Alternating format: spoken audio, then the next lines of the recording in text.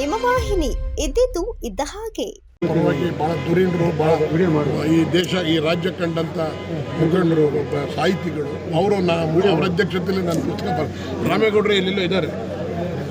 ರಾಮೇಗೌಡರು ಬರ್ರಿ, ಇವರು ಒಬ್ಬರು ಕಾರಣಕರ್ತರು ನನ್ನ ಪುಸ್ತಕ ಬರವಣಿಗೆ ಬರ್ರಿ ಭಗವಾನ್ ಇವರೆಲ್ಲ ಪುಸ್ತಕ ಬರೀಲೇಬೇಕು ಅಂತೇಳಿ ನಾಡೋಜ ಹಂಪ ನಾಗರಾಜಯ್ಯನವರ ಅಧ್ಯಕ್ಷತೆಯಲ್ಲಿ ಭಾಳ ಭರ್ಜರಿಯಾಗಿ ಒಂದು ಪುಸ್ತಕ ನಾವು ಇಲ್ಲೂ ಒಂದು ಕಾರ್ಯಕ್ರಮನ ಸದ್ಯದಲ್ಲೇ ಒಂದು ಕಾರ್ಯಕ್ರಮ ಮಾಡಬೇಕು. ಹುಟ್ಟಿದಬ್ಬನ ನಾನು ಸಕ್ರಿಯವಾಗಿ ನನಗೆ ಚುನಾವಣೆ ಮುಖ್ಯ ಇಲ್ಲ.